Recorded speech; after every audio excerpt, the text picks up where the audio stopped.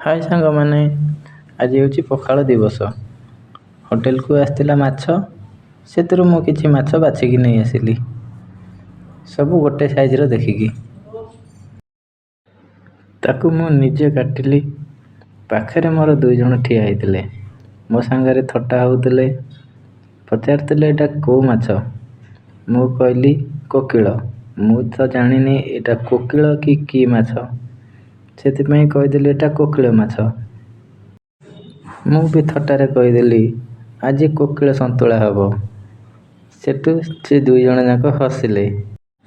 ମୁଁ ବି ଥଟ୍ଟାରେ ତାଙ୍କ ସହିତ ଟିକେ ହସିଦେଲି। ଏତିକି ବେଳକୁ ମୋ ମାଛ କଟା ବି ସରିଯାଇଥିଲା। ମୁଁ ବାହାରିଲି ମାଛ ଧୋଇବା ଲାଗି। ଦେଖନ୍ତୁ, ଆମର ଏଠି ବର୍ଷା ହେଇଛି ବୋଲିକି ପୁରା ଆମ କିଚେନ୍ ତ ନୁହଁ, କିଚେନ୍ ବାହାରେ ଆମର ଏଇଟା ରୋଷେଇ କରୁଛୁ, ଆଞ୍ଚରେ ରୋଷେଇ କରୁଛୁ ବୋଲିକି କାଦୁଅ ହେଇଯାଇଛି। ମୁଁ ଏଠି ବସିକି ମାଛ ଧୋଉଥିଲି, ପାଖରେ ବସିକି ବିଜୁ ଦେଖୁଥିଲା। ମୁଁ ତାକୁ କହିଲି ମାଛ ଧୋ, ବିଜୁ ମନା କଲା, କହିଲା ନା ମୁଁ ଧୋଇ ଶିଖିନି, ତୁ ଧୋ। ସେଥିପାଇଁ ମୁଁ ନିଜେ ଭଲକିରି ଧୋଇଦେନି। ତାକୁ କହିଲି ତୁ ହଳଦୀ ଆଉ ଲୁଣ ଗୋଳେଇ ଦେବୁ, ମୁଁ ମୋର ଭାଜିଦେବି। ସିଏ ବି ନେଇଗଲା, ହଳଦୀ ଲୁଣ ଗୋଳେଇ ଦେଲା। ଲୁଣ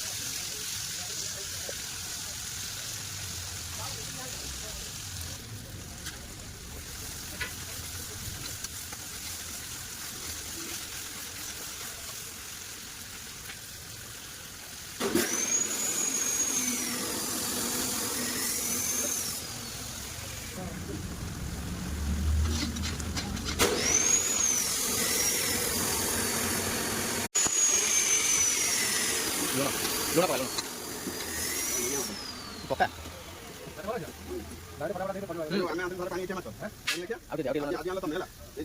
ଆଉ ଲୁଣ ପକେଇ ଆଣେ, ମୁଁ ଗୋଳଉଛି ଆଉ ଲୁଣ ପକେଇ ଆଣେ।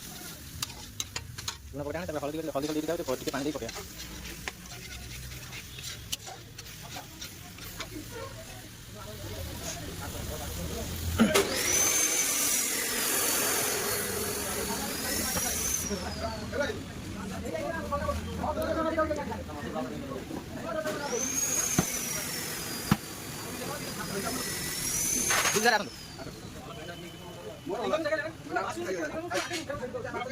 ଚାଲେ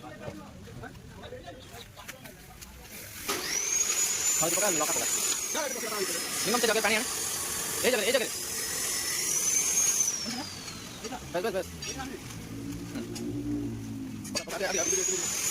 ପକା।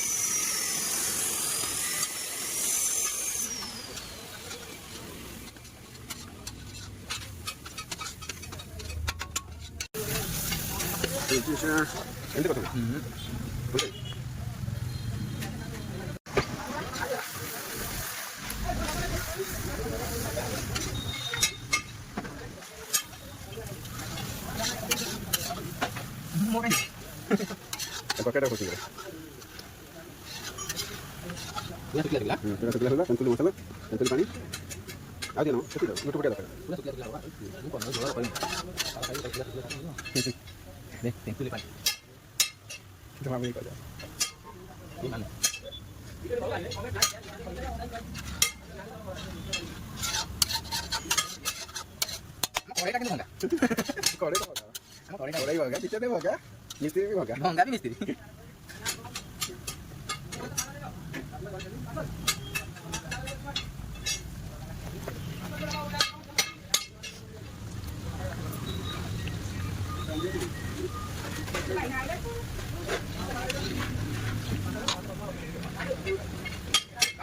ହେଲେ ମାଛ ଏ ଆମ ଭଙ୍ଗା ମାଲିକ ଆମ ଭଙ୍ଗା ମାଲିକ ଦେଖ ଦେଇଛି ମାଛ ଖାଇବା ଲାଗି।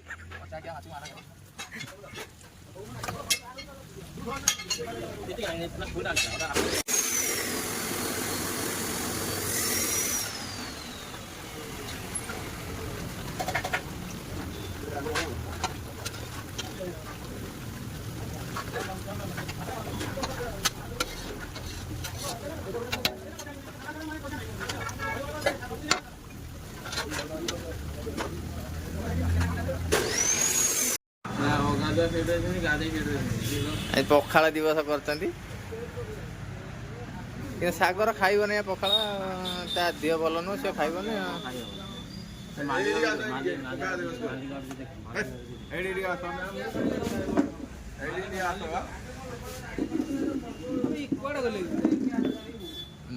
ମଉସା ଦୋକାନ ମଉସା ଆସିକି ଖାଉଛନ୍ତି। ଦେଖା ମୁହଁ ଦେଖଉନୁ, ଭିଡିଓ କରୁଛୁ? ହଁ ଆଉ କଣ କ୍ୟାଣ୍ଡି ମାନେ କରୁଛ ନା? ତୁ ପଖାଳ ଖାଇଲୁ, ପଖାଳ ଦିବସ, ତୁ ପଖାଳ ନ ଖାଇକି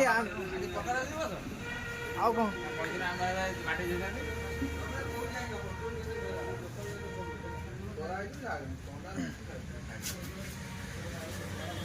ମୁଁ କରିଦେଇଛି।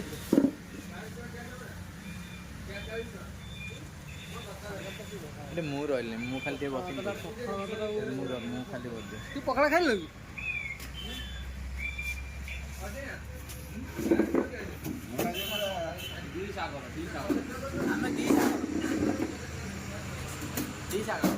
ଭିଡିଓ ଚଲେଇ ଯା।